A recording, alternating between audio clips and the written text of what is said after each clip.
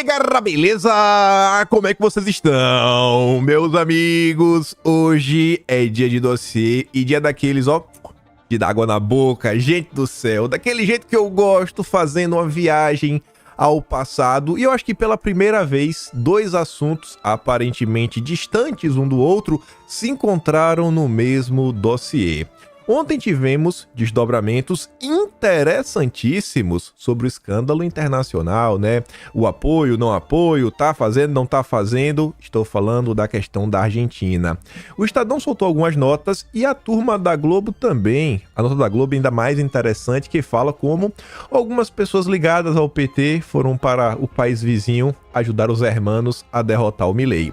E aí esse assunto, ele levantou algumas discussões porque a turma foi para cima da Andresa Matais, a editora-chefe do Estadão.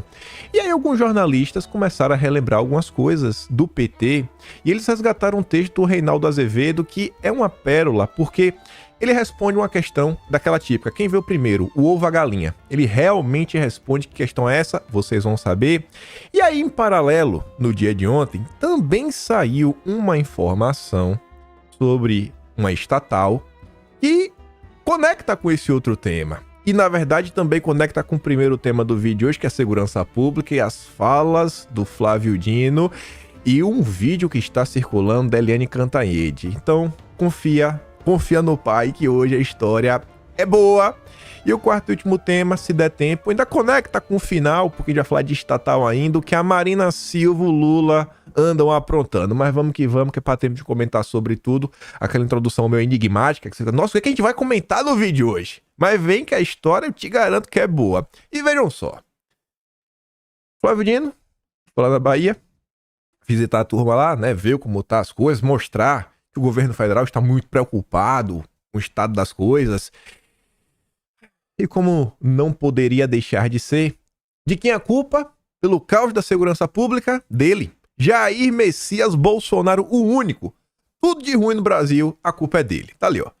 Em coletiva de imprensa, realizada em Salvador, na Bahia, na tarde desta quinta, o ministro da Justiça e Segurança Pública, o Flávio Dino, afirmou que você deixar que as pessoas tenham uma ferramenta de forma irresponsável é uma das causas da violência no Brasil.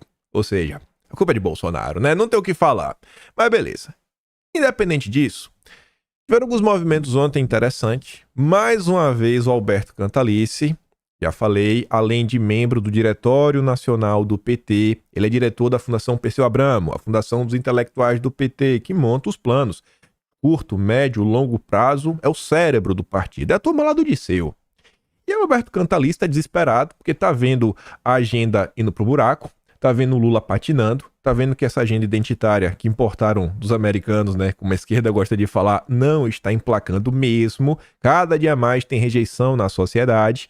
E aí, como segurança pública vem sendo apontada, inclusive nessas pesquisas, Datafolha, Quest, as últimas que saíram mostrando, ó, é a principal preocupação da população brasileira. Aí o que o Cantalice está falando, nos últimos 3, 4 dias, ele vem insistindo. A esquerda não pode ficar ignorando segurança pública. A esquerda tem que se debruçar sobre segurança pública. E ontem, ele cruzou demais a linha. Ele cruzou tanto a linha que tá quase virando um bolsonarista. Porque o Alberto Cantalice, ele fala, cita alguns crimes muito complicados, né? Vários ali, ele fala, ó, enfim, dá uma lida, tá ali pequenininho, mas dá pra ler, e ele fala que chegou a hora da sociedade discutir a oportunidade de estabelecimento de prisão perpétua, sem saidinha temporária e progressão de regime nesses casos. E ele cita realmente crimes muito complicados. Prisão perpétua. Aí você fala, meu Deus, o que está acontecendo com a esquerda? A esquerda agora tá contra o bandido? Aí o Rui Costa Pimenta entrou e falou, ó, gente de esquerda, viu? Lembra do nosso lado. Aí ele fala assim, ó, o PT precisa urgentemente definir a sua política sobre a questão da segurança pública. Ou o PT adota uma posição de esquerda, né, contra a brutalidade da burguesia, o estilo bolsonarista, ou vai acabar sucumbindo diante do bolsonarismo. O cidadão abaixo, que é um dirigente do partido, defende a política bárbara e reacionária da prisão perpétua. E ele encerra o comentário falando assim, ó, a direção do PT deve se pronunciar. Não basta punir apenas os idiotas identitários que tem ódio do povo brasileiro e do Brasil. A turma ávida por punitivismo não devem ter lugar na esquerda.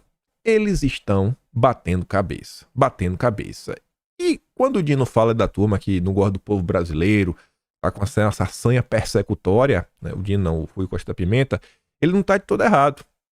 Danilo Thomas, um estudioso aí da esquerda, jornalista também, vez outro escreve umas matérias na Folha de São Paulo, ele fez um comentário muito interessante ontem, principalmente na parte que nos toca, né, conservadores, porque ele fala assim: eu não entendo esquerda punitivista e penalista.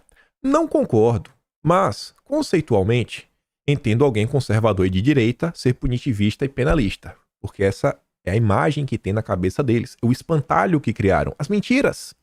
Mas alguém de esquerda não. A pessoa perdeu a noção. Tem sido mais fácil achar pessoas conservadoras e liberais que são legalistas e garantistas, ou seja, defende a lei mesmo, fazer o certo pelo certo, e não usar a lei para perseguir adversários. Vejam só, um cara de esquerda reconhecendo que são os conservadores, está sendo muito mais fácil encontrar conservadores falando: cara, o certo é o certo, a gente tem que seguir o que está na lei. A gente não pode só perseguir uma pessoa porque a gente não gosta dela, do que pessoas de esquerda nessa posição. Tem muita gente de esquerda pautada no direito penal do inimigo. E aí a gente vê que a defesa das garantias fundamentais entre 2017 e 2018 era hipocrisia. Aquela história de prerrogativas temos é pura hipocrisia. Era só porque era o Lula, mas contra Bolsonaro vale tudo. Mas continuando ainda, voltando para a segurança pública, você vê que o bate-cabeça dentro da esquerda tá tão grande.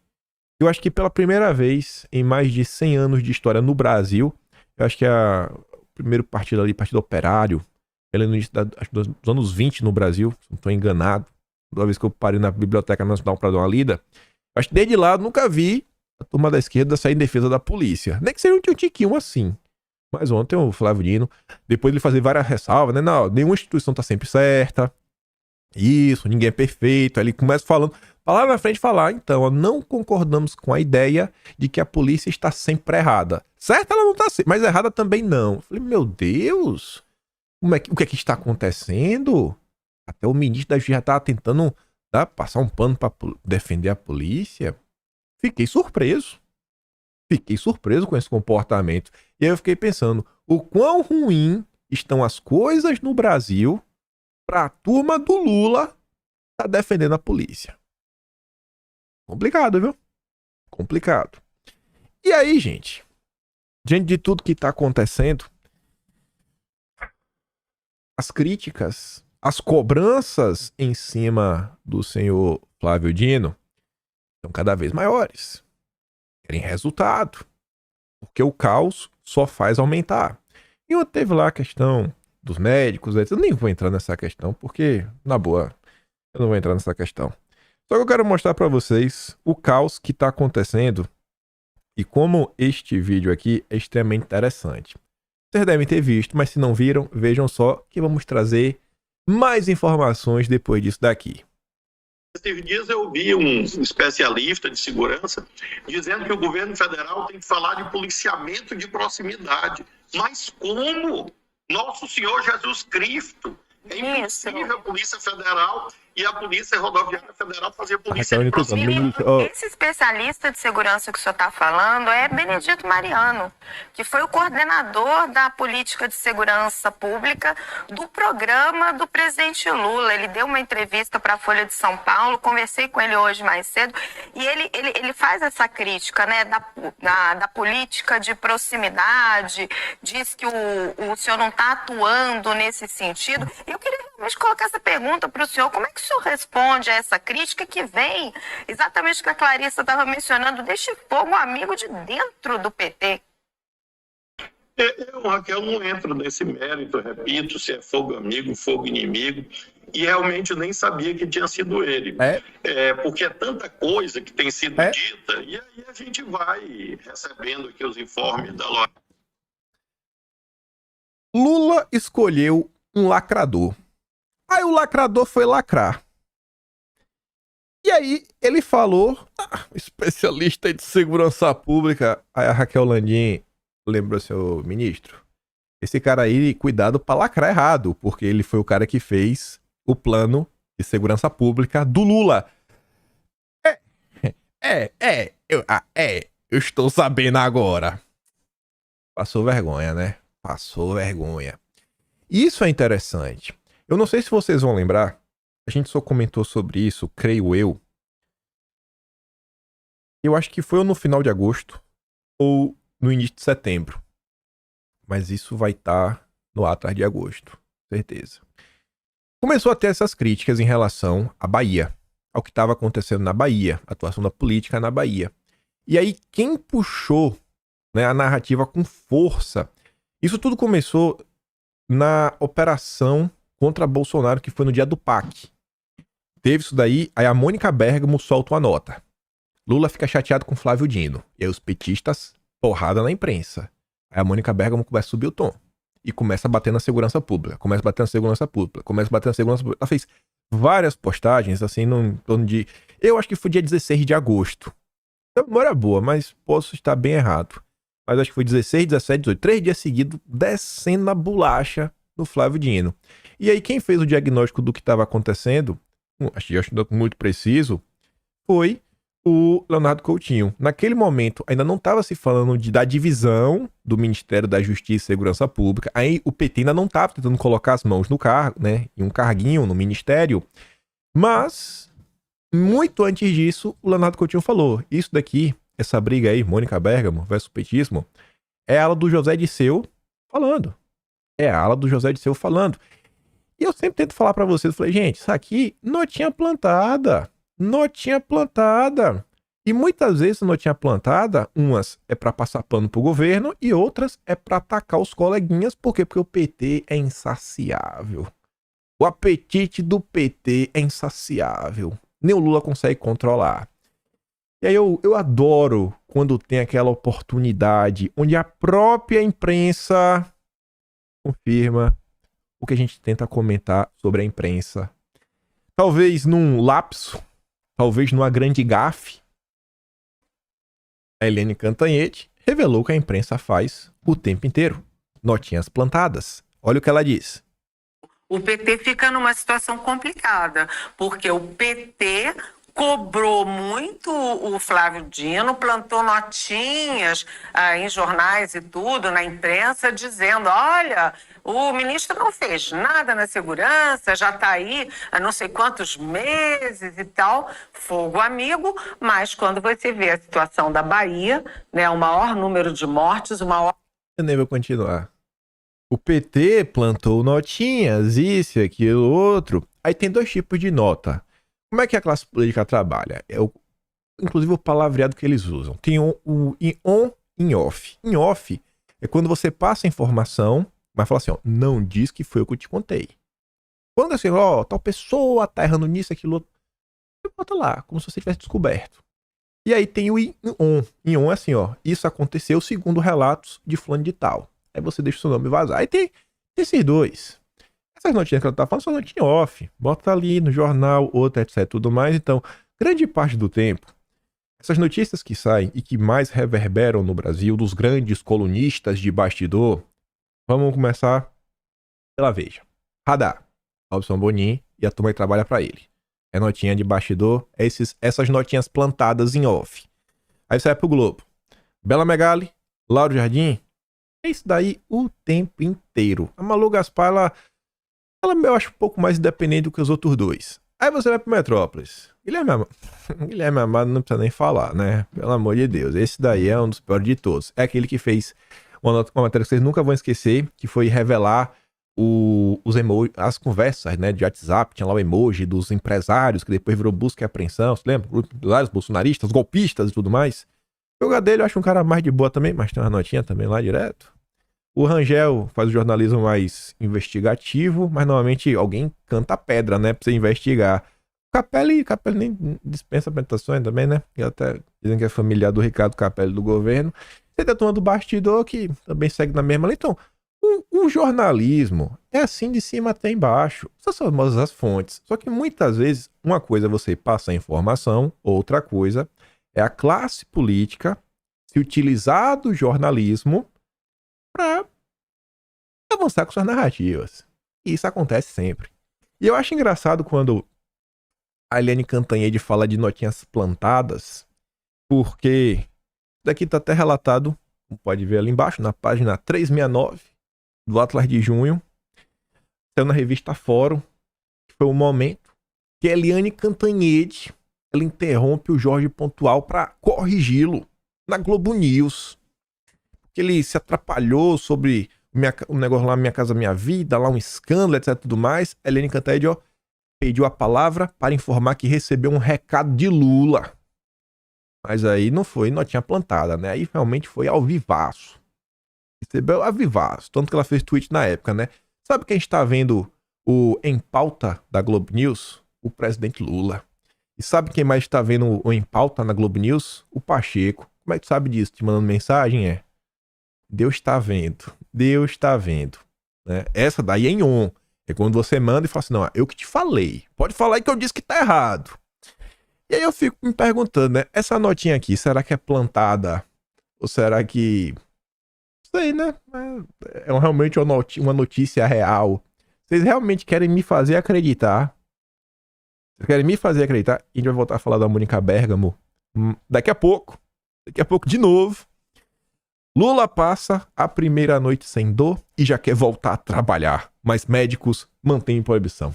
Me solta, eu quero trabalhar? Me solta? Não, Lula, você não pode. Não pode. Meu Deus, os médicos não querem deixar eu trabalhar. Vocês querem me fazer acreditar que o Lula tá doido pra trabalhar, os médicos não deixam. E aí precisou da Mônica Bergamo pra contar isso pro Brasil, mostrar o quão trabalhador ele é. Ah, meu Deus. Brasil. Mas guarda tudo isso. As coisas vão ser conectadas do início até o fim do vídeo de hoje.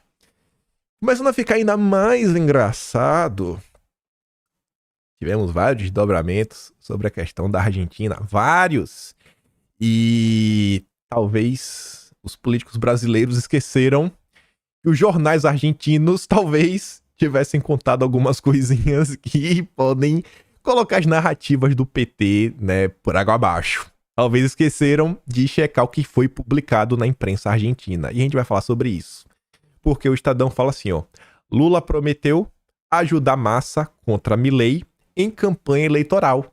Dizem os jornais argentinos. O que é que está acontecendo? Vamos dar uma olhada. No dia 29 de agosto, jornais da Argentina trouxeram relatos da conversa ocorrida na véspera entre Lula e o ministro da Economia daquele país, o Sérgio Massa, né, que é candidato, está disputando aí contra o Milei, candidato de esquerda.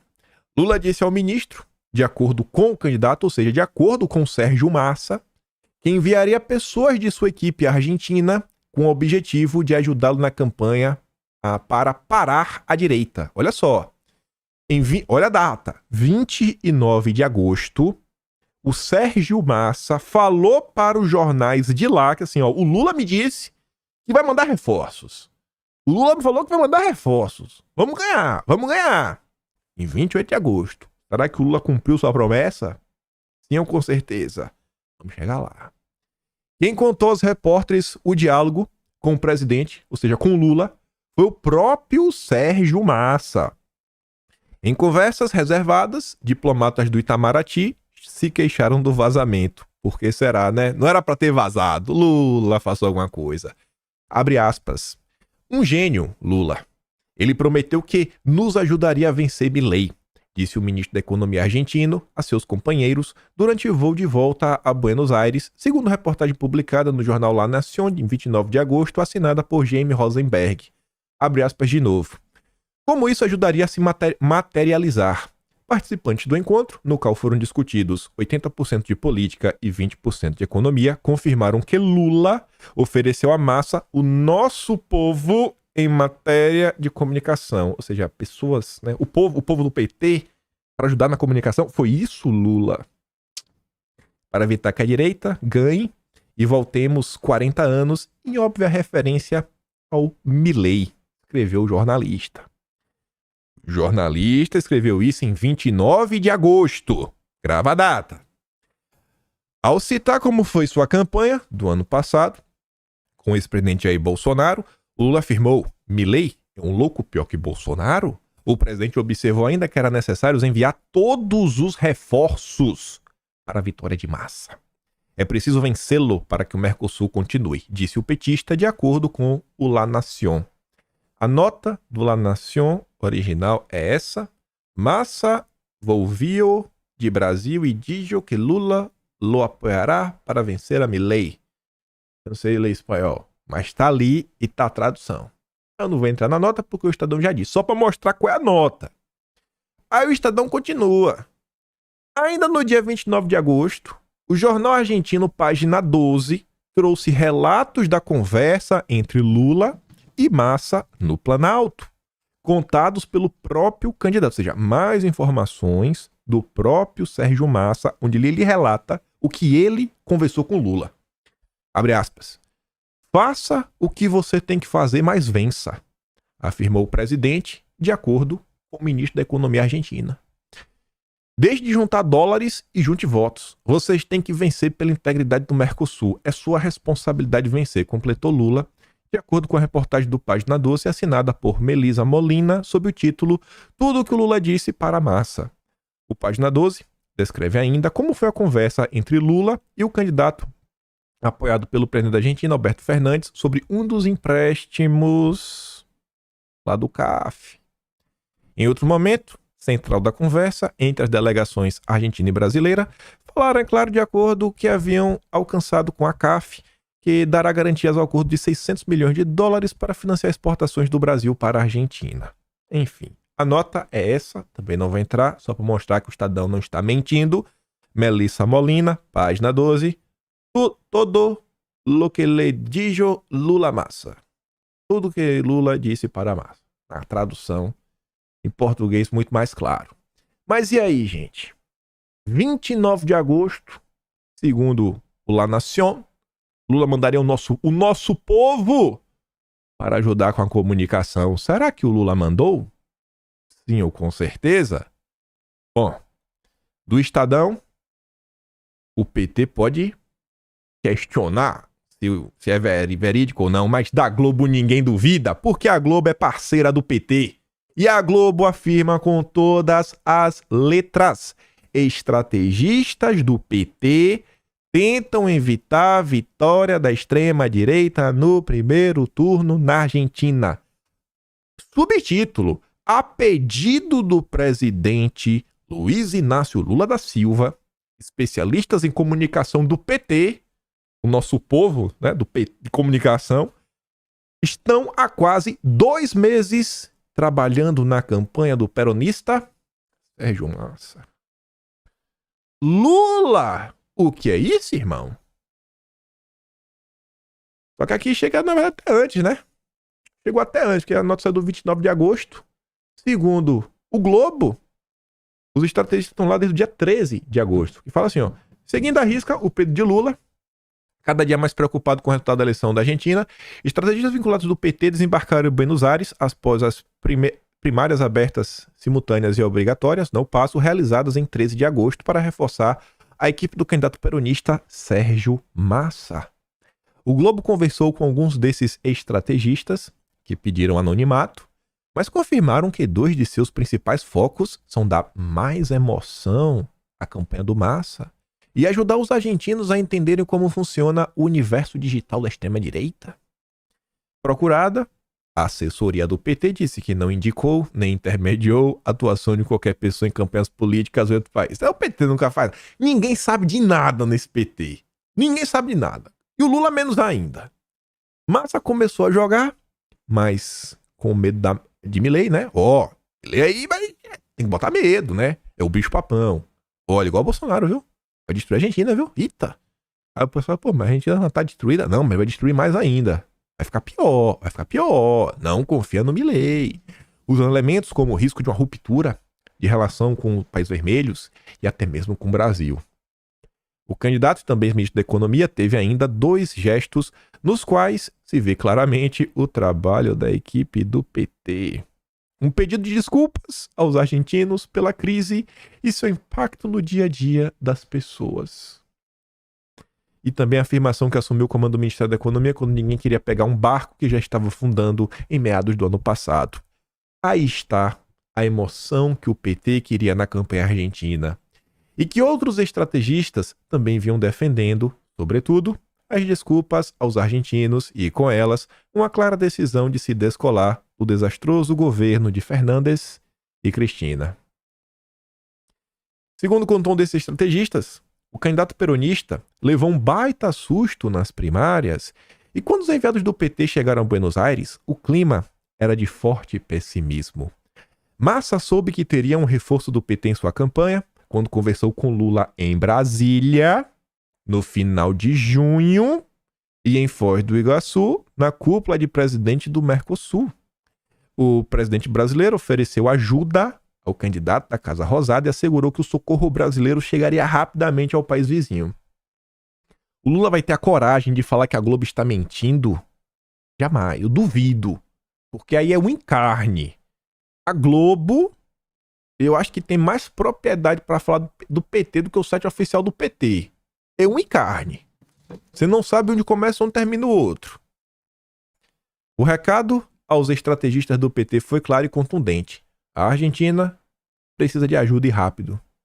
Depois de quase 2 meses de trabalho, os brasileiros, que em alguns casos voltam todos os fins de semana para casa, sentem que Massa está melhor posicionado, mas reconhecem o favoritismo do Milei.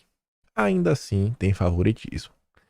E aí os nossos temas vão começar a se conectar. Primeiro, notinhas plantadas, jornalistas, né, como um todo, Bergamo. O que a gente falou aqui também da Argentina, como você vê, né? Instituto Vero fará campanha nas redes contra a desinformação eleitoral na América Latina. O projeto vai envolver especialistas e organizações de Brasil, Argentina, Bolívia, Peru e Paraguai. Faz sentido, né? E o momento atual vem, assim, cai como uma luva. Tudo bem, tudo bem. Tudo bem! Agora fica ainda mais interessante as coisas. Ainda mais. E por quê? Falei na introdução. A Andresa Matais foi criticada. Na verdade, passaram muito do ponto da crítica. Isso aqui a gente já tinha comentado ontem, saiu uma nota lá do Metrópolis, do Paulo Capelli, falando, né? Teve sua conta invadida, hackers ameaçando, ou paga um cacau, ou a gente vai divulgar os seus dados, imposto de renda, etc, tudo mais. E aí o Estadão relata isso ontem, né? Jornalista do Estadão é alvo de ataque hacker. Governo disse que vai acionar a Polícia Federal. Será? E eu pergunto, será? Não é realmente assim, não é só pra fazer pirraça com o PT. Eu não sei como é que anda a memória de vocês, mas a minha anda boa. Até porque eu tô sempre revisitando ela. E quando o Maduro veio pro Brasil, a gente teve aquele episódio com a Delis Ortiz, jornalista da Globo, onde dizem que ela foi agredida e até agora a sindicância não deu em nada, né? Nada, né? Eu tento, eu dou uma pesquisada semanalmente pra saber em qual pé anda. Então se a Delis Ortiz, que já tem meses, não deu em nada, vocês querem que eu acredite agora vai dar certo? Dessa vez vai? A Delis Ortiz, que tava lá, tava todo mundo vendo, foi dentro do Planalto. Pessoas físicas, não envolve internet, nada aqui, sabe? Negócio mais simples. Até agora não deu em nada. Vocês querem me fazer acreditar que agora, que envolve hackers, etc. Agora vai? Agora vai? É mesmo? Ainda mais que a possibilidade de ser um petista é gigantesca, porque isso só aconteceu porque ela tava criticando o PT. Vocês acham? Agora vai. Paulo Pimenta afirmou que vai acionar a PF. Né? Nenhum jornalista e nenhum cidadão pode ser vítima desse tipo de ação. Eu acho que a da Delis Ortiz também ninguém vai precisar ser vítima. Mas até agora tá tudo igual. Beleza. E aí, nesse meio tempo, diversas críticas de diversos jornalistas diferentes. Eu trouxe apenas uma, porque essa foi a melhor de todas, e que trouxe uma nota que eu falei, meu Deus do céu, eu sei que esse assunto a gente sempre comenta, mas essa nota é uma pérola. E responde a pergunta quem veio primeiro, o ovo ou a galinha. Que pergunta é essa? Chegaremos lá. Mas estava eu ontem no Twitter e vi essa postagem do Sampancha.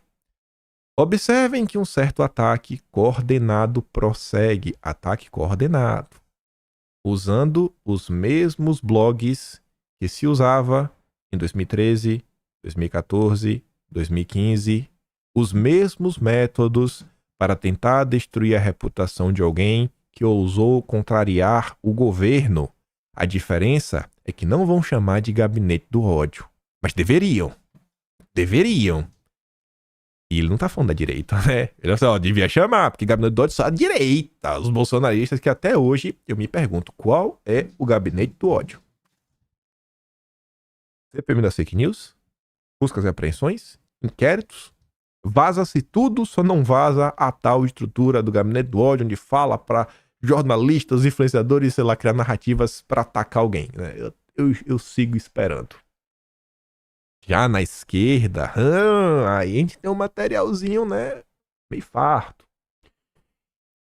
E aí o Samuel Puncher posta uma nota da Veja, que veremos que nota é essa, ele coloca assim, ó: conheça a mobilização em ambientes virtuais. Reinaldo Azevedo. 30 de abril de 2012. Falei, mas peraí, que história é essa? Que história é essa? Aqui, ó. Cuidado. Há sempre um petista na rede tentando molestá-lo. Ou, como o PT solapa a liberdade na internet para agredir os indivíduos livres, a imprensa e a oposição. É a SA do mundo virtual. Vocês conhecem a MAV? É a sigla de um troço chamado Mobilização em Ambientes Virtuais, criada pelo PT. Em vez de eu definir, prefiro que eles mesmos o façam. Na verdade, aqui é até o primeiro parágrafo, né? Que eles mesmos o façam. Na página, no MAV-SP, dizem como surgiram e quem são. Leiam em vermelho, volto depois. O em vermelho é todo esse parágrafo, né? É porque eu grifei. Então vejam só. Nos últimos dias, aqui em vídeo, eu trouxe algumas notas da Folha de São Paulo e trouxe comentários também da esquerda, onde vários deles tentam pintar que o problema que a esquerda enfrenta, em parte, se dá pelo financiamento que a direita tem, né? Nossa, muita gente para financiar a direita. É a direita que tem um monte de ONG, né? É a direita que recebe dinheiro do Soros, né? Obviamente é uma mentira. E outro ponto que eles vêm apontando há anos é porque a direita começou a utilizar as redes primeiro.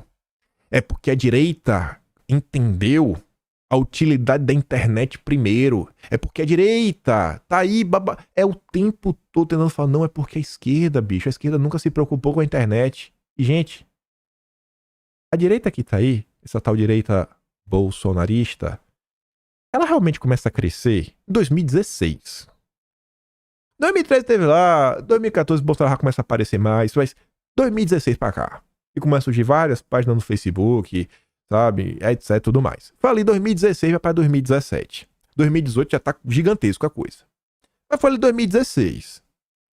A gente tá comentando aqui de um caso que é de 2012. A coisa era tão organizada que tinha um site. Esse MAV-SP tá em azul porque tem um hiperlink, só que o site hoje em dia está fora do ar. Ou seja, essa historinha da imprensa falar que não, a direita está na frente porque começou antes, foi pioneira nas redes sociais, isso é uma mentira que está aqui comprovada. Antes mesmo da direita existir, a turminha da picanha já tinha um gabinete do ódio organizado, com um site e tudo mais. Tudo bonitinho e sensacional. E o www do site é MAV-SP-PT. Para mostrar que é vinculado ao PT. E aí o Reinaldo Azevedo, ele coloca isso aqui que tá em vermelho, mas que eu dito aqui várias coisas, o que tá no site, o que estava no site oficial do MAV-SP. Eles falando deles mesmos. Quem são os militantes em ambientes virtuais do PT? Como eles atuam? Como surgiu o MAV? Responder essas perguntas nos remete às eleições de 2008 e 2010. A internet foi ganhando um espaço cada vez mais significativo dentro do processo eleitoral. Diversas informações surgiam e ganhavam força nas redes sociais. O PT virou alvo de ataques, mentiras, se propagava nas redes de forma avassaladora e, para combatê-las, um grupo de militantes de diversas regiões de São Paulo se uniram e fizeram um trabalho de defesa principalmente da nossa presidente Dilma e do nosso então candidato governador Mercadante, vítimas de mentiras e armações da oposição. Diversas ações foram realizadas pelos militantes virtuais, Twitter, Facebook, Orkut, olha, Orkut, e-mails, né, sites e blogs. Este grupo, cada vez mais unido, decidiu se organizar de forma a defender o nosso partido com P maiúsculo. a levar informações aos usuários das redes sociais e mostrar a força da militância virtual. Quem veio primeiro foi o ovo. O ovo da serpente se chama MAV do PT. MAV sequer foi o nome que alguém criou, né? Militante de ambiente digital. Não. Eles mesmos se chamavam assim. Eles mesmos se chamavam assim. Eu não sabia desse pedaço da história. Eu não sabia. E Reinaldo Azevedo agora vai sentar bolacha. O velho Reinaldo Azevedo. Voltei. Agora vamos vê-los sem o olhar benevolente que deitam sobre si mesmo, né? O que eles falam sobre eles, o que eles mesmo quiserem. Mas vamos tentar interpretar o que é o MAV. Trata-se de um grupo organizado pelo partido para policiar a rede. É por isso que os defensores do PT e do governo estão em todos os portais, sites noticiosos, blogs e redes sociais. Seu interesse, obviamente, não é levar informação a ninguém. Como deixa claro sua carta de intenções, o objetivo é combater as mentiras e armações da oposição. Só que entenda, mentiras e armações são todas as informações e opiniões de que eles não gostam. Se o PT não gosta, se os petistas não gostam, é mentira. Já as coisas que eles gostam são naturalmente verdades e revelações. A oposição é apenas um dos seus alvos. O outro é o jornalismo independente. O que é o jornalismo independente? É o jornalismo que critica o PT. Desde que chegou ao poder, o PT incitou várias ações para tentar censurar a imprensa. Duas delas foram mais descaradas: a proposta de criação do Conselho Federal de Jornalismo e a introdução de mecanismos de restrição à liberdade de pensamento no Plano Nacional de Direitos Humanos. A sociedade rejeitou as duas coisas. Isso não quer dizer que o partido tenha se dado por satisfeito e se conformado em viver num país em que a informação e a opinião são livres. Na internet, no jornalismo impresso e também na TV, ex-jornalistas tiveram a pena alugada pelo petismo para agredir lideranças da oposição e, ainda com mais energia, a imprensa. Peraí. No Brasil de hoje, Kellyanne Cantanhede refala, né? E você vê como as coisas começam a se conectar no vídeo agora. Notinhas plantadas para atacar não só a imprensa, não só pessoas do próprio partido, como a oposição, né? Obviamente. Será que isso aconteceu em algum momento contra Bolsonaro? Será que isso em algum momento aconteceu contra Bolsonaro? É engraçado que, antes do governo começar, alguns jornalistas escreveram cartinhas de despedida dos jornais. Porque eles foram trabalhar, né? Na República do Amor. E alguns jornais falavam: você não pode ser funcionário público e escrever aqui no jornal, né? Você não pode trabalhar para o governo e escrever aqui. É engraçado, né? Como as coisas parece que continuam iguais. Entrando, saindo, né? Os jornalistas que alugam as suas penas. A gente sabe de um canalzinho, né? São dois, tem o canal aberto e tem o da TV a cabo, né? O do canal aberto já é ridículo. É o pior do Brasil. Mas o do canal fechado, nossa senhora! Nossa senhora! Tá demais. Imparável. Tá no nível assim, ó. As gloriosas jornalistas e alguns jornalistas outros dando notícia além do celular. Recebeu o WhatsApp assim, ó. Fala aí. Ó. Gente, bastidor em off. Acabei de ouvir isso, aquilo, outro. E pá, e ppp, e pipipi. Aí já tem outras que já tuita com aquela caixa alta, caps lock, gritando Bolsonaro. E é só isso que fala. Mas engraçado como as coisas parecem que não mudaram desde 2012. Tentam desacreditá-la para dar, então, relevo às verdades do partido. Ainda ataca a imprensa, né? Essa turma chama quem não apoia a esquerda é blogueiro, sei lá, produtor de fake news. Já viu quando se relata com alguém? Eu, graças a Deus, não apareço na imprensa, né? Que se aparecesse era só me xingando. Mas você pega, sei lá. Vou pensar, quem apareceu esses dias? Bárbara. Bolsonaro, você lembra quando o Bolsonaro deu entrevista pro canal da Bárbara? Que ele deu entrevista, acho que 1º de agosto. Aí teve a busca e apreensão dias depois. Só que a entrevista só foi ao ar dias depois. Foi depois da busca e apreensão. E, Bolsonaro não comentou sobre a busca e apreensão. Ô, filho de Deus. A entrevista foi 1º de agosto. A entrevista foi 2 semanas antes da busca e apreensão. Você quer que ele fale isso como? Ele ia adivinhar? em bola de cristal. Só que assim, as notas que eu lembro assim, ó. Bolsonaro concede entrevista para investigada por fake news e disso que processo tal e ppp. Se atacar, não. Jornalismo independente. Ah, a Bárbara não faz jornalismo. Tá bom, mas você tá atacando comunicadores independentes. Não mudou nada. Alguém poderia dizer, até aí, Reinaldo, tudo bem. Eles estão fazendo a batalha de opinião. Não está tudo bem, não. Esse trabalho é financiado com dinheiro público. Sejam verbas do governo federal e de governos estaduais ou municipais do partido, sejam verbas de estatais. Comentamos ontem sobre um comercial sensacional de quase 4 milhões. Um único comercial. Uau! Uau! Sensacional. As coisas não mudam. Vale dizer, é o dinheiro público que financia uma campanha suja que é de interesse de uma legenda. Reinaldo Azevedo que diz, viu, gente? Essas publicações, blogs, sites e revistas, sustentados com o dinheiro dos cidadãos, formam uma espécie de central de produção de difamações que a tal MAV vai espalhar pela rede. Eles usam muito, né, as notas que saem aí. O núcleo mais forte está em São Paulo, mas o próprio partido anuncia que está criando outros países afora. Assim, meus caros, já não se pense mais no PT como um partido que aparelha apenas sindicatos, movimentos sociais, ONGs, autarquias, estatais, fundos de pensão e, obviamente, o Estado brasileiro. Não. Os petistas decidiram aparelhar também a internet. Aqui não. Entenderam por que é praticamente impossível fazer um debate honesto entre indivíduos em áreas de comentários de páginas abertas ao público? Vocês serão sempre espionados, monitorados e, como se diz por aí, trollados por um grupo organizado. Que fique claro, não são indivíduos do petista debatendo. Trata-se de uma tropa, né, que vem aí combatendo a livre expressão. Não raro, são de uma agressividade asquerosa. Qual é no que diz respeito à informação, a natureza da internet? É ou deveria ser o território dos indivíduos, que têm finalmente a chance de se expressar com seu pensamento, suas sentenças, seus conhecimentos e até os seus preconceitos.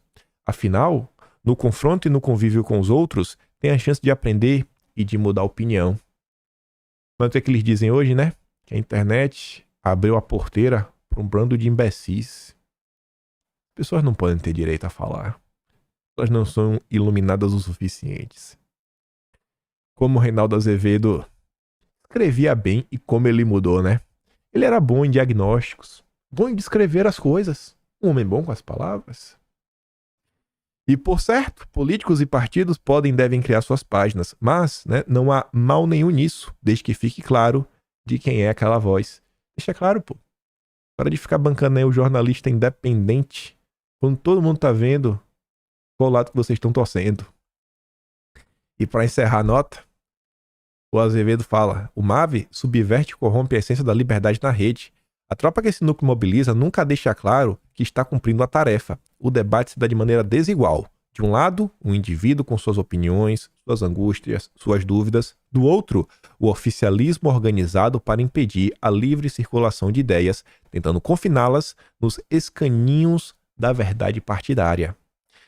Aí depois ele cita a Argentina. Que engraçado, né? A gente falou de Argentina agora. Ele cita a Argentina, que aconteceu lá com o Kirchner, né? Tava fazendo mais barbaridades do que a turminha do PT. E depois ele fala assim, ó, também por lá o governo lançou uma campanha feroz para tentar desmoralizar a imprensa. Chegou-se ao extremo de tentar ligar a família, que controla as ações do Grupo Clarim, né? A barbaridade que teve lá. A denúncia correu o mundo. Era falsa. É tipo aquela história, né? Não, Bolsonaro, lá, o porteiro do condomínio. Bolsonaro liberou a entrada. O Bolsonaro lá tava, irmão. Tava na Câmara. Na verdade, rodou o Brasil. Lembra daquele episódio que o Bolsonaro tava em viagem, a gente tava no Oriente Médio, abriu uma live no meio da madrugada pra desmentir a Globo? As coisas não mudam, né? Na verdade, pioram. Por aqui, busca-se criminalizar o jornalismo que denuncia os crimes do poder. E aí, essa nota tem um parágrafo 2, que eu não vou trazer, porque eu não tanco o que Reinaldo Azevedo falou sobre uma instituição brasileira do Poder Judiciário. Eu não tanco. Não dá. É assim... Não, eu acho que só o fato de contar já é trabalho demais. Já é problema demais. Não dá. Pra mim não dá, gente. Não dá. Pra quem tiver interesse. Qual manchete? Vai ter um maluco querendo ler, né? A manchete é essa daqui, ó. Vai dar uma olhada. Se quiser, se ler a matéria na íntegra. Você viu que o Reinaldo Azevedo tem mais a falar. Muito polêmico ele disse. Muito polêmico mesmo. Então, aí. Deixa só de o gostinho, não quero mais. Mas vamos continuar. Vamos continuar que tem mais coisa. Eu falei que os assuntos se conectam. A Argentina já se conectou com o primeiro, né? Segurança pública. A Argentina já se conectou com esse, com a perseguição. Já se conectou com o primeiro, segurança pública, notinhas plantadas, o papel do jornalismo, os MAVs, o que está acontecendo e tudo mais. E aí, o Reinaldo Azevedo denunciava, né, o uso inclusive de estatais. E vejam só. O protagonista ontem traz uma informação sensacional. Tá ali embaixo. A gente vai olhar a matéria com a lupa. Diretor jurídico de Itaipu defende patrocínio de evento contra Lava Jato. Peraí. Será que ela tá falando que é a estatal Itaipu que tá patrocinando um evento contra a Lava Jato? Será? Não é possível. Será, gente? Eu acho que é, viu? Mas vamos, antes disso, olha o que Leonardo Coutinho nos conta. Em 2003, quando Lula chegou ao poder, ficou clara a precária separação entre os interesses partidários e os interesses nacionais. Em 2004, descobriu-se que uma estrela vermelha havia brotado nos jardins do Alvorada. Parece bobagem, mas foi a marca inicial de muito que se descobriria depois.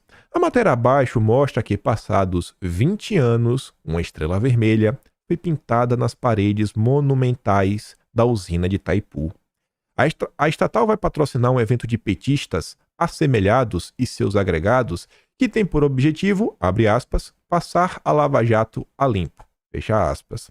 Leio que, ao ser questionada, a Itaipu acha que o papel da estatal é esse mesmo, abraçar causas do PT, pintando-as de nacionais e bancá-las com dinheiro do povo. Antes de entrar nesta nota especificamente deste evento, porque vamos nos debruçar muito mais, nos últimos dias, o Poder 360 contou que Itaipu vai licitar gasto de 20 milhões por ano em publicidade. Eu me pergunto, né? A Itaipu, ela vai vender mais energia elétrica por publicidade? Vai ter... ela vai produzir mais? Ela vai ganhar mais dinheiro? Acho que não, né? Assim, por que Itaipu tem que gastar 20 milhões por ano com publicidade? Por quê? Faz sentido, né? Não faz. É uma usina elétrica, é um negócio meio complicado. Mas tudo bem. A Itaipu Binacional vai licitar uma agência de publicidade com um valor de 20 milhões anuais. O edital publicado nesse 6 de setembro estabelece que o contrato terá vigência de 12 meses, mas que poderá ser prorrogado ao final de cada ano até o limite de 5 anos, podendo atingir um total de 100 milhões de gastos com propaganda. Os valores de 2023 estão acima do histórico da estatal. Em 2019, na gestão de Bolsonaro, Itaipu lançou a licitação dos mesmos moldes da atual para selecionar a agenda de publicidade. Na época, o valor era de 13,9 milhões, podendo chegar a 69,7, caso fosse renovado por 5 anos. Esse contrato ainda estaria vigente, né? Mas parece que 13,9 ainda é pouco. Eu acho muito. Era para ter zerado, viu, Bolsonaro? Mas tudo bem. E aí, antes de falar da nota de ontem, no final de setembro, a Folha nos contou que Itaipu iria usar 1 bilhão da conta de luz para fazer política para o PT. Entre as coisas que a Folha contava 600 milhões em 3 anos para a conclusão da UNILA, a Universidade Foro de São Paulo. Não é o nome oficial dela, né? Universidade Federal de Integração Latino-Americana. Mas quem chamou de Universidade do Foro de São Paulo foi o Reinaldo Azevedo. A gente já fez um vídeo sobre isso em 2022. 2022 foi sobre a Unila. Não vou voltar no vídeo, né? Vou repetir tudo de novo. E aí que fecharia 1,2 bilhão em investimentos na região neste ano. Mas vamos mais. Vamos conectar os temas. Vamos voltar, vamos tentar entender agora que história é essa. Que evento é esse? Estatal Itaipu patrocina evento contra a Lava Jato. O evento, Balanço Crítico da Lava Jato, passando a limpo, o maior caso de lawfare da história nacional, está marcado para os dias 26 e 27 de outubro na Faculdade de Direito da USP, no Largo do São Francisco, em São Paulo. O encontro irá reunir diversos jornalistas, economistas e advogados que teve viés contra a operação e é patrocinado pela estatal Itaipu Binacional. Em nota para a Cruzoé, a empresa admitiu o patrocínio. Um dos 3 coordenadores do evento é Valfrido Vardi, e a Cruzoé utiliza o termo lobista para falar dele, né? Mas é um termo assim muito feio no Brasil, então eu só vou chamar Valfrido. Vou chamar assim, o amigo do Boulos. É o amigo do Boulos, né? Que comanda o escritório de advocacia e o IREE, um instituto que premia jornalistas e contrata professores e palestrantes com viés anti-lavajatista e anti-bolsonarista. Entre os seus antigos diretores está o Silvio Almeida. Sim. Inclusive, um dos grandes membros do IREE, não o diretor, mas membro, é o cara lá que estava ajudando o Orlando Silva na confecção do PL 2630. A Globo revelou isso pra gente, nessa informação. Eu descobri na postagem da Eduardo Cunha. Sensacional. Sensacional. Valfrido Vardi, além de amigo do Boulos, é o grande apoiador do PT e crítico histórico da Lava Jato. No ano passado, ele doou R$400 mil ao partido na campanha eleitoral de Lula. Foi a segunda maior doação de pessoa física. Ele só perdeu para o Rubens Ometo.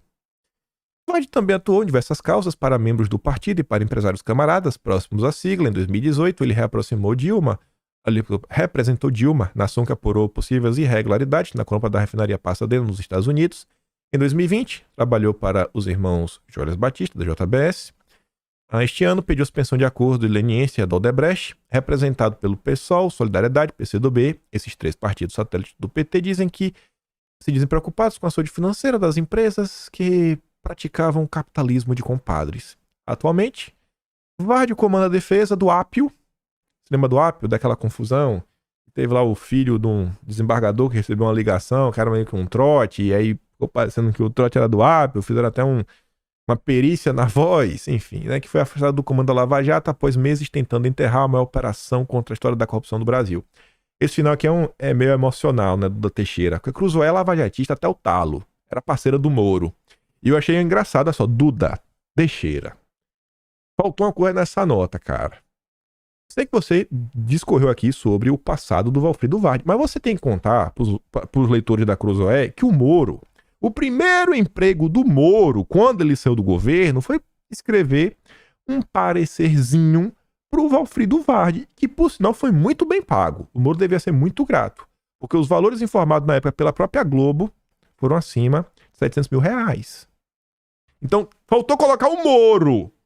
Viu o Moro, né? O bonitão que quer unir a direita também, junto com o Deltinha, né? A turma do amor.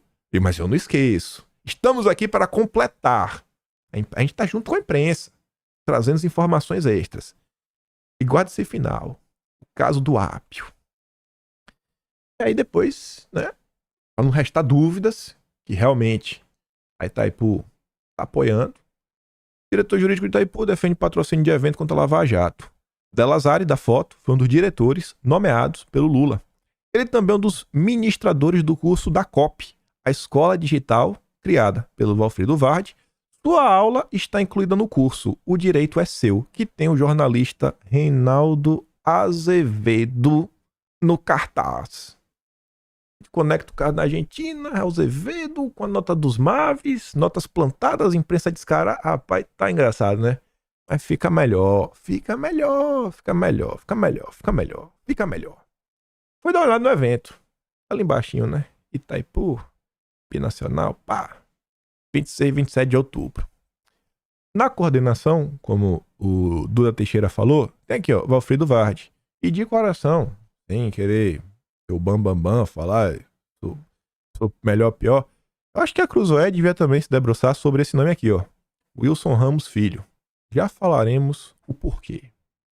Mas olhando aqui quem tá participando, quem foi que a gente falou lá atrás que voltaríamos a falar?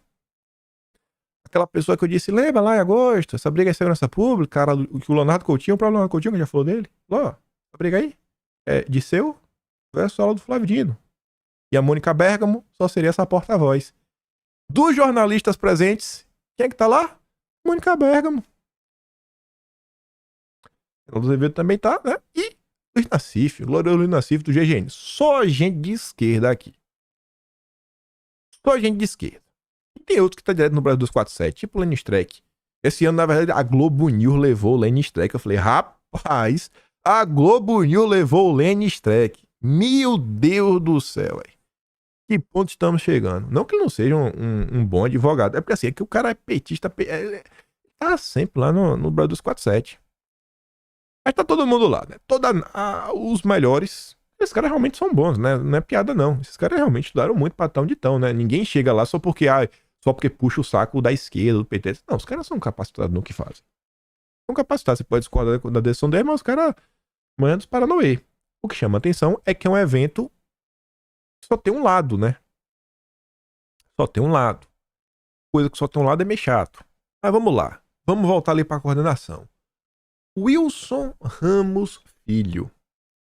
E o Duda Teixeira da Cruz, que é o autor da nota, ele fala que o Valfrido Vardi, que tá ali, é quem tá representando, né, defendendo o Apio, o juiz Apio, envolvido na confusão.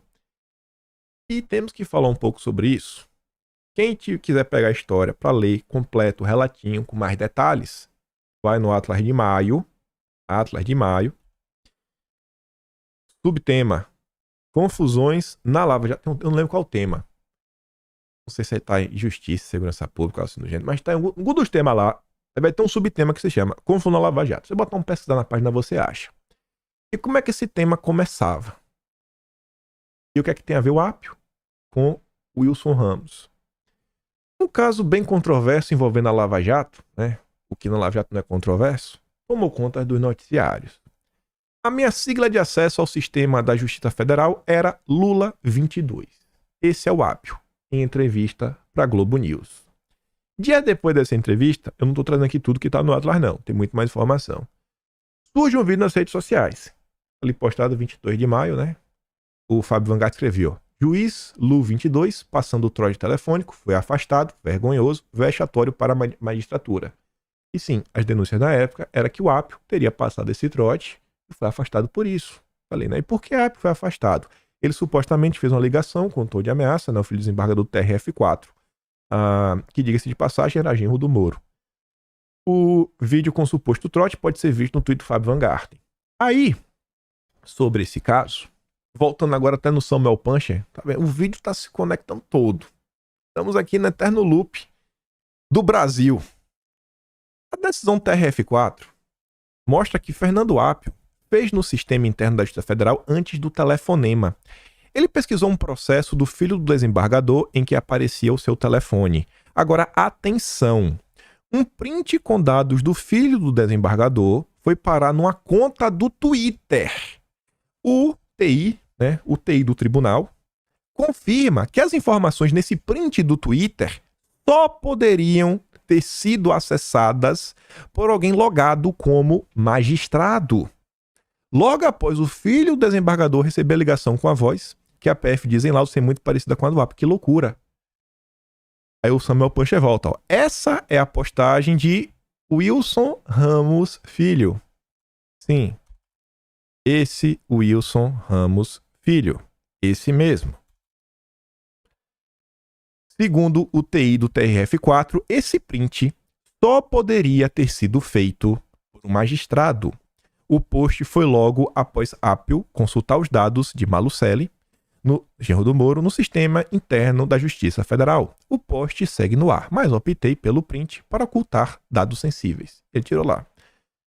Olha que engraçado. O print só podia ser batido por alguém, um acesso de magistrado. Como é que apareceu na conta do Wilson Ramos Filho? E as pessoas se questionaram, né? Se questionaram. E aí, no Atlas tem muito mais informação. Ao vasculhar o Instagram do Instituto Declara, que é do... Lá mostra, né? O próprio perfil do Twitter do Wilson Ramos Filho mostra que ele gerencia esse instituto. Era possível ver claramente que se tratava de um grupo, né, alinhado à extrema esquerda, mas uma foto chamava a atenção. Uma foto de um certificado emitido pelo governo federal. A imagem tá de baixa qualidade, mas dá pra ver, né? Wilson Ramos Filho, Xixo. Wilson Ramos Filho, Xixo. Xixo, conselheiro. Conselho de Desenvolvimento Econômico Social Sustentável. Não é possível? Sim, é possível. Conheça os 246 integrantes do Conselhão de Lula. Wilson Ramos Filho, a.k.a. Xixo, né? Não, é Xixo, a.k.a. Não, é o contrário mesmo. A.k.a. é o apelido, seria mesmo. Wilson Ramos Filho, a.k.a. Xixo, membro do Conselhão do Lula,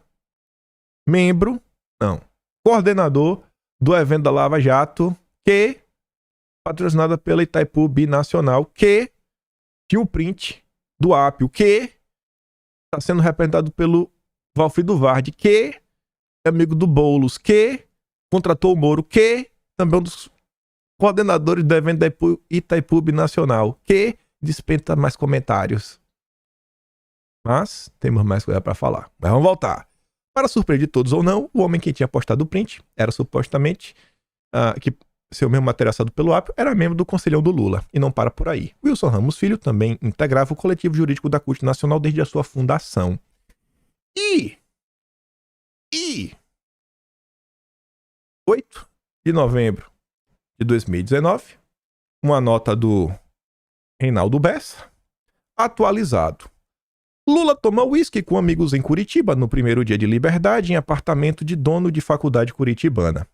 A Jada Coroa estaria reservada para uma grande matéria de novembro de 2019. O blog Grande por Bessa noticiava que, o ex-presidente Lula foi comemorar sua liberdade nesta sexta-feira com amigos e apoiadores no apartamento do advogado Wilson Ramos, o Xixo. Onde que tá aqui o Xixo de novo? Aqui, ó. Wilson Ramos Filho, entre parênteses, Xixo. Aqui em cima também, ó. Wilson Ramos, Xixo. Então vamos lá de novo. Lula foi comemorar sua liberdade nessa sexta-feira, dia 8, com amigos e apoiadores no apartamento do Xixo. No apartamento do Xixo. Evento do Lava Jato, Itaipu Nacional. Lula tava lá. Ramos é sócio do Centro de Universidade Unibrasil e completa. Segundo ele, o casal dormiu no apartamento de Xixo e seguiu para São Paulo às 11. Casal. Este é o Brasil! Este é o nosso glorioso Brasil. Aqui, ó. Você não entendeu errado. Lula era amigo pessoal e foi festejar o seu primeiro dia de liberdade junto ao Wilson Ramos Filho. Essas são aquelas histórias que nunca vão aparecer na Rede Globo. Jamais. Jamais, jamais, jamais, jamais! E aí trago a informação essa, né? Que a turma da imprensa... Ninguém vai escrever também notas muito longas. Hoje em dia as pessoas têm preguiça de ler. Eu não sei como vocês têm paciência de ficar aqui assistindo também uma hora. Mas graças a Deus vocês assistem. Porque eu tenho paciência pra falar durante uma hora todos os dias. Eu falo, nossa, eu tinha que contar essa história pro pessoal. Tinha que contar. Grande parte dela, né? Graças a Deus, graças a vocês. Atlas Brasileiro, Kimpaim.com, o único registro. Vocês entendem agora como o Atlas Brasileiro é o único registro histórico deste país. Me perdoa, não sou o melhor escritor, não tenho o domínio da língua portuguesa como Reinaldo Azevedo, não tenho financiamento, só tenho a tia do Zap que me apoiam. Basicamente, o que entra pro lado sai todo pelo outro, para pagar os pobres funcionários. O Atlas não tem 1000 membros. Tá literalmente pra tirar de um canto e botar no outro. Mas é isso aí. Não quero ganhar dinheiro com isso, não. Só quero poder contar essa história. Pra mim aqui já valeu a pena. Só tá aí. E agora, o Atlas de outubro vai trazer a história daí. Toda essa história toda junta, né? Trazer a história junta, organizadinha, bonitinha. Marota. Referenciando que tava no Atlas de maio. Que onde tá relatado é a coisa aí do Xixo. Só assim, cara, pra tu entender a história do Brasil. Atlas Brasileiro, Kimpaim.com.br. Obrigado a todos vocês por tornar essa iniciativa possível. Mas você vê como as coisas conectam? Governo, alugando penas, né, opiniões. O próprio Reinaldo Azevedo, que denuncia agora, tá na festa da fruta. Ah, calabreso.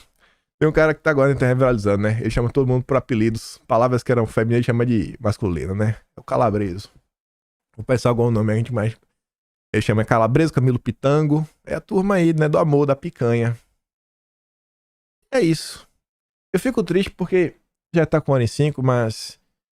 Ontem eu vejo as pessoas ficam na internet discutindo tantos assuntos assim que eu falo, vixe, na boa, velho. Por um lado, eu sinto que às vezes é tentativa de demonstração de virtude. Não tô falando de ninguém específico, não, nem de algum grupo específico. Eu tô falando todo o Brasil todo. Esquerda, direita, pra cima, pra baixo, centro, e tudo mais. E os principais assuntos do Brasil e a profundidade que eles deveriam ter, eles não são, sim, não são dados. Ontem, eu ia comentar agora sobre algum assunto ligado à Marina. Ia falar também do negócio de crédito de carbono, vai comentar amanhã. Cara, ninguém comenta, ninguém tá nem aí, sabe? Vai ser vai impactar a vida de todo mundo. E fica naquela briguinha, sabe? Coisa boba. Aquela fofoquinha do dia. Quando dá pra você se aprofundar e trazer o assunto de uma forma que ele abre questionamentos, ele abre reflexões. Não é só a crítica pela crítica, de você chegar e mostrar pro cara que às vezes nem é de direita e falar, cara, olha o que tá acontecendo. Deixa eu te contar umas coisas a mais. Deixa eu sair aqui dessa superficialidade da discussão do dia a dia, essa discussão corriqueira. Vamos tentar analisar aqui com uma certa profundidade. Vamos trazer alguns elementos extras. Veja como a gente começa falando de segurança pública e a gente entra na questão de MAV. A gente responde perguntas, sabe, sobre as acusações que fazem contra a tia do Zap o tempo inteiro. O tempo inteiro. Uma coisa que eu, sério mesmo, botei como um dos objetivos, tentar quebrar essa imagem ridícula que tem da direita, de gabinete do ódio, isso, aquilo, outro. Os lugares que eu tenho a oportunidade de ir e conversar. Vocês parem para ver as minhas últimas entrevistas, né, fora da bolha, eu tenho sempre feito questão de bater nessa tecla. É um absurdo o tratamento e as coisas que fizeram com a direita e continuam fazendo. Mas enfim. Você chegou até aqui e gosta do meu trabalho, quiser me apoiar, além do Astro Brasileiro, estão no meu canal, tem um botão de valeu, tem um pin na descrição. Mas acima de tudo, compartilha esse vídeo, manda pra alguém, principalmente quem não é de direita. Fala, cara, tem um vídeo bem engraçado pra você ver, pô. Você entender um pouco mais do Brasil. Dá pra você entender melhor sobre a imprensa, no que você acredita. Começa a ler as notícias a mais, começa a pesquisar. Eu acho que isso aqui é pesquisar. Pesquisar não é ler 2, 3 fontes diferentes. Pesquisar é pesquisar. É tentar entender as coisas, como elas se entrelaçam entre si. Porque só ler 2 fontes diferentes, no final do dia, tô lendo a mesma notícia, né? Uma da Folha e outra do Estadão. Tem que ter esse complementozinho. Procurar esses focos de atenção. E é isso. Amanhã a gente comenta mais tretas. Porque iriam se conectar. A próxima notícia envolveu a estatal, que era a Petrobras. Mas aí fica pra amanhã. Por hoje é isso. Volta amanhã, viu? Que eu vou estar aqui. Tô empolgado. Grande beijo, abraço, tamo juntos. Valeu, meus amigos. Fui!